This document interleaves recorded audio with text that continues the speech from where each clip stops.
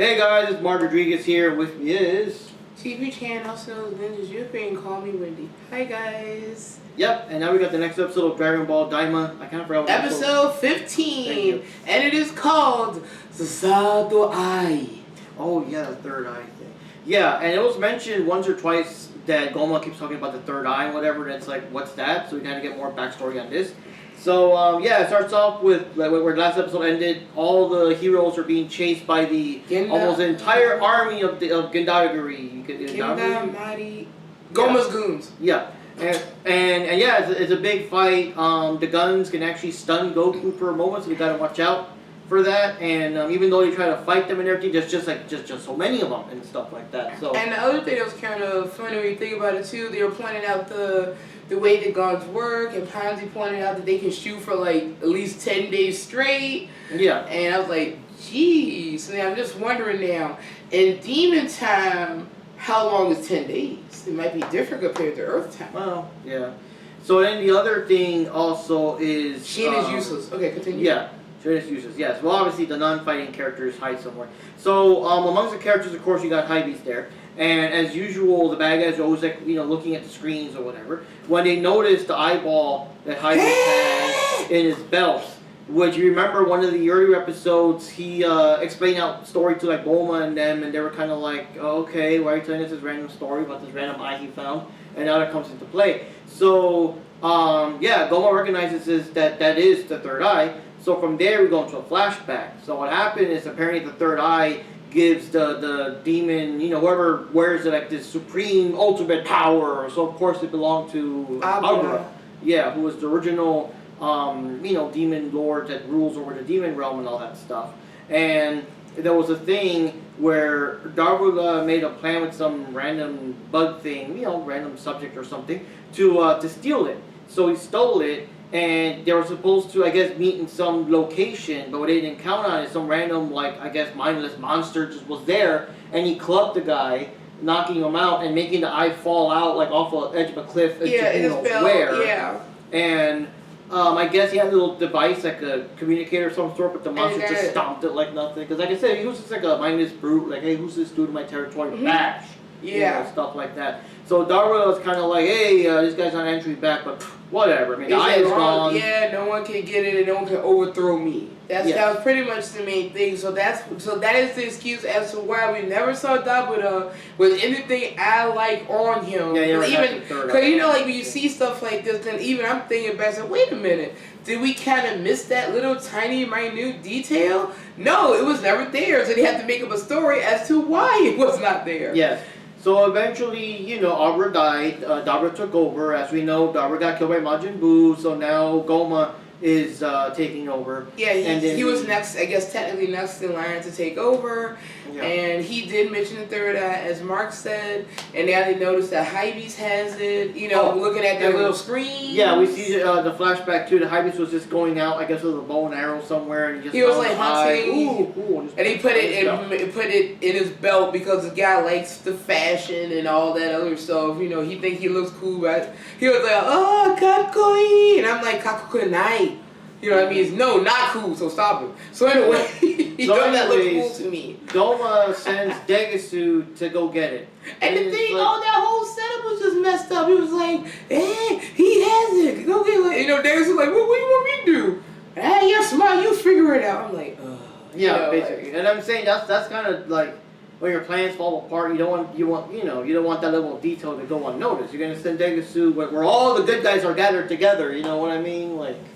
You'll figure it out, whatever. So in my opinion, they cover how strong Goma is, but to me, I think that he probably really is weaker compared to Dabuda and Abura. Maybe in comparison to them, he is kind of a weakling because he's always hiding behind his minions. Mm-hmm.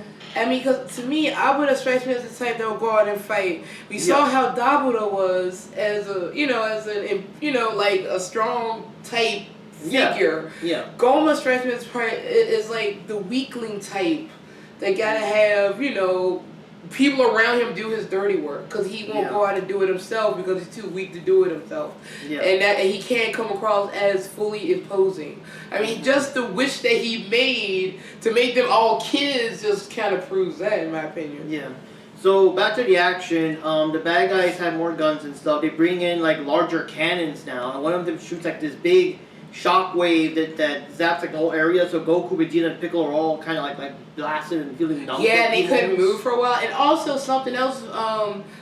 Well, earlier in the fight, they were saying like, you know, there's no end to them and all that other stuff. Before they brought that big cannon and all that stuff, Piccolo was saying, I can regenerate, I can go out and fight them all. But then Neville was like, oh, yeah, that might be true, but if they hit a vital point, you done, son.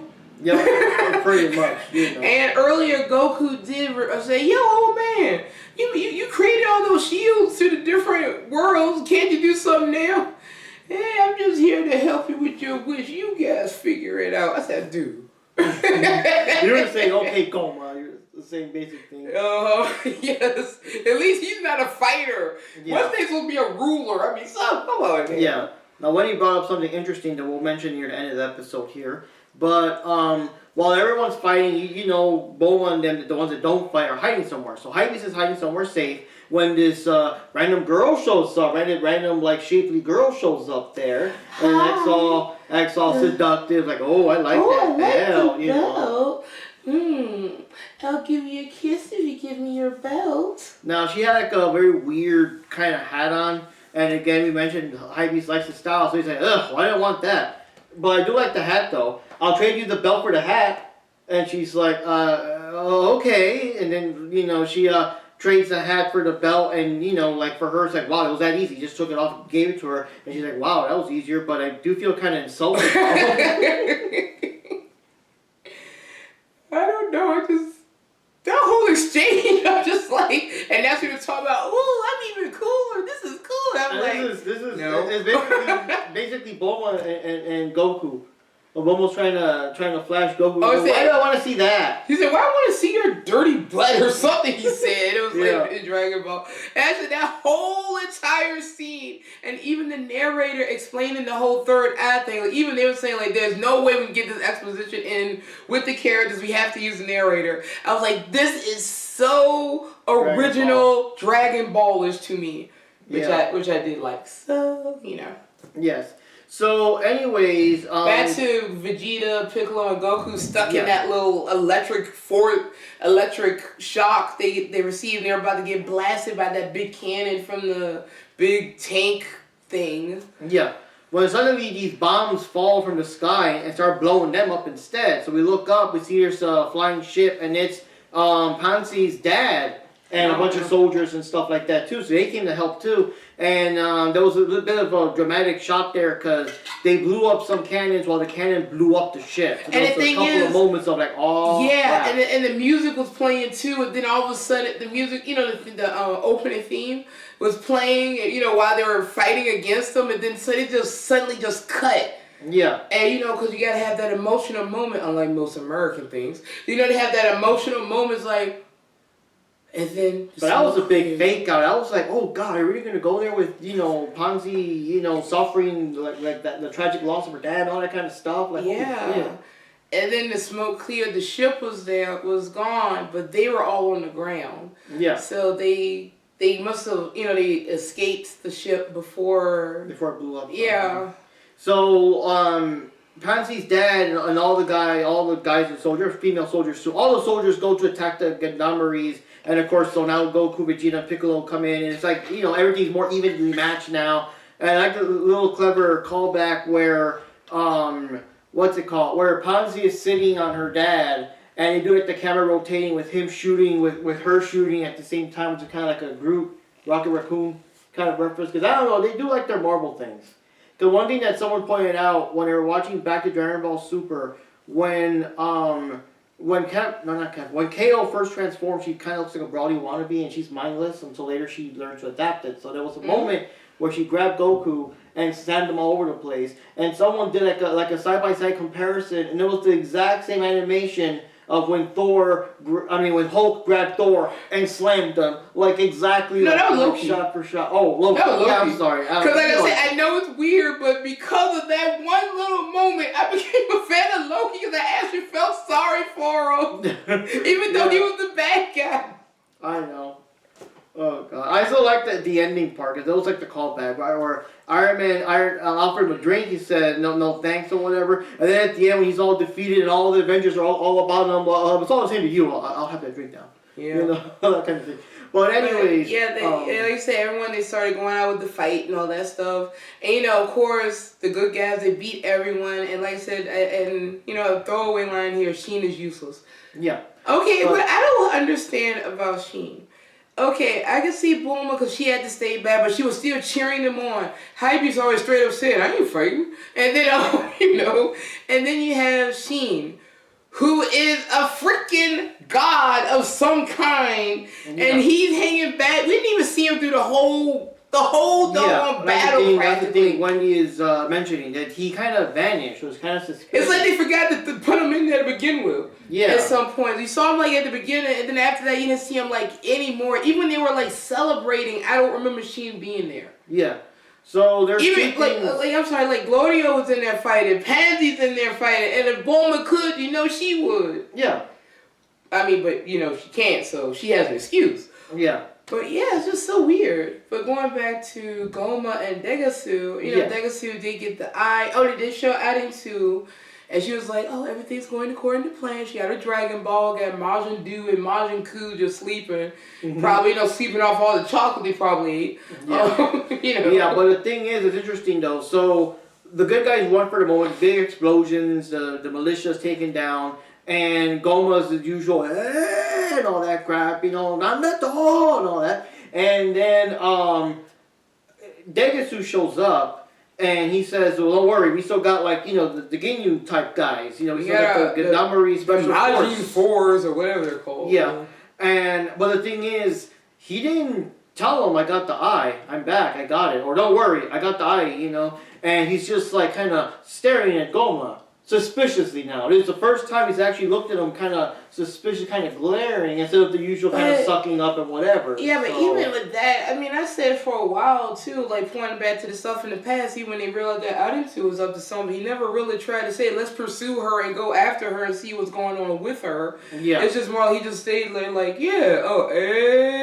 shucks, He had to just stay there and look at all the pictures or whatever. Yeah. So that's just, I don't know, it just seems like, and Sheen did point out that Degasu is more of an ambitious type. So I'm just under the impression that he's, he's sucking up to get rid of him when the time comes or the opportunity presents itself. And now that he has the eye and he didn't tell Goma about it, will probably be the opportunity. After the good guys deal with everybody, or maybe the Majin guys that he thinks might get rid of Goku and the others, that he'll have the eye, he'll be super strong, and he can take over or whatever. Yeah, and then the other thing too is that that Wendy mentioned, Shin has not been seen for most of the episode. He only appeared maybe in the beginning when they're all flying, but once the fighting and stuff started, he hasn't appeared anywhere. When they were hiding at one time, and he was by Glorio or something. Then after that, I don't remember seeing him at all. And we don't know if it's just because it's too many characters to keep track of and whatever. Because to be fair, we haven't seen Bulma a lot during Yeah, but we did see her cheering them on. Yeah, so that's something. Yeah. So the thing is, what if Shin's up to something? What if he snuck off trying to get into the palace and confront Degasu on his own or something like that? Because the weird thing is, that girl was obviously, Degasu in disguise, trying to get the thing away from Hybis. It's kind of weird. Imagine if it was Sheen instead or something. Because the weird thing, but the only thing that's kind of weird is that, it just looks weird. It wouldn't make sense for Sheen to do that when he could just say, hey, let me see that. Oh, yeah, that's true. That's true. It wouldn't make sense for him to do that. That's the only thought that came to me to be kind of weird. If they wanted to really, really do a plot twist, the only thing that wouldn't make sense is that when Goma was there, Degasu did act like he came back from somewhere, so he was probably there. I know the implication is that it's Degasu in disguise, but I'm just thinking if they really wanted to flip the script and make us go for once, then they would do something like that. Maybe in an attempt to confront Degasu and Goma on his own or something. I don't know. I guess doesn't fit his character because he's always more content having Goku and Vegeta do the work for him. But he might have snuck off to face them though, at least. Kibito is more godlike than he is. Yeah. And then, in Degasu's case, honestly, I'm just throwing that theory out there just in case it turns out. It's I doubt it, but it'd be a plot twist. But What a twist! yes. But honestly, I mean, I'm pretty sure Daisu has it. But like I said, it's very suspicious, very sus that he didn't flat out tell him, "Hey, I came back with it." He's like keeping it hush hush there. And of course, the How next about episode, the fact that Goma didn't even bring it up himself? cool. He was so focused on what was going on. He said, Davis would come back. Did you get it? Did you get it? Hey! Yeah. No. And then the other thing was that the next episode is going to be called Degasu. Yeah. And he does look more sinister. It looks like he's holding Dende cat like hostage or something. Mm-hmm. So shit's gonna hit the fan. Yep. And we gotta see how that goes. But it's so weird though because we're on episode, we said 15? Yeah, it was 15. So we got 5 more to go. And they've already confirmed, all the outlets are now confirming that Dragon Ball Daima is gonna end on February 28th. So I know originally when the series was, like a bit pre-release, it was kinda like it's gonna maybe have, like possibly have 20 episodes, might be around 20 episodes. Now we got the cold confirmation that it is 20 episodes and it is gonna end next month. But with 5 episodes left to go, I mean, we still got like the Dragon Balls, whatever Adensu's up to, the big reveal that, Glorio's either with or not, I don't know. I don't know how that's gonna go down. And now we got the Ginyu guys too, and we got the Majin Buu and Majin Buu in there. Like, to be honest, I don't think they're even gonna fight Goku and them. The way the story's structured, they might have to go, like, they might fight against the Ginyu guys instead, or something like that. With 5 episodes left to go, I don't see how they could cram all that. See, with this, and like I said, I was so hoping that we would get back. So many different factions. Yeah, and like I said, I was so hoping we get back to the Earth, at least see what the other characters are up to. Like I said, I hate the fact we don't know what's going on with Gohan. Yeah, oh, well, Gohan's making that bread. I know. In all sorts of ways. But, They're making some pan. Yeah, making some pan. But anyways, so I guess you could say things for Gohan and Videl are panning out. So anyways, with 5 episodes left to go, I can't think that Goku and them are gonna face all the factions. There's just too many, They already got rid of the main guys anyway. Because like I said, the whole army and stuff they're pretty much done with, and the only ones left are like the little Sentai group that's waiting in the palace. But their only thing was they had to stay in the palace to protect the palace, which Degasu pointed out to Goma. Yeah. And it goes like, oh yeah, that's right. So like I say, he must be a lot weaker than... He might be a strong character, but not as strong as he's portraying himself to be. We all have to see what's going on because, remember, technically speaking, they're not going to the palace because they don't know any of that stuff. They're going to fight the Tamagami with the first Dragon Ball because they don't know yet that the Dragon Ball's gone. So, I mean, I guess they'll do that. I guess they'll go there, they'll find out, and then maybe they'll mention, whatever, so that Kaioshin's like, oh my god, that sounds like Arisu or something like that. Like, yeah. But wow, there's still a lot. I just hope that the last episode or two doesn't feel too rushed. Yeah. And all that. Unless they do like a special thing, like maybe like an hour finale or something. That'd be awesome. Yeah. Yeah. But anyways, guys, that wraps up this episode. I think we kind of gave all our thoughts and theories and stuff. Yeah. And, so we got to see. So, Degensu was, like, just playing all along, and now he's going to reveal Which makes cards. a heck of a lot of sense, getting down to it. Yeah. And we'll see what happens. Yep. So anyways, guys, it's Mark signing off. And this is Jupiter-chan, known as Ninja Jupiter, and just call me Wendy. See you guys for next week's episode. Yep, see you next time.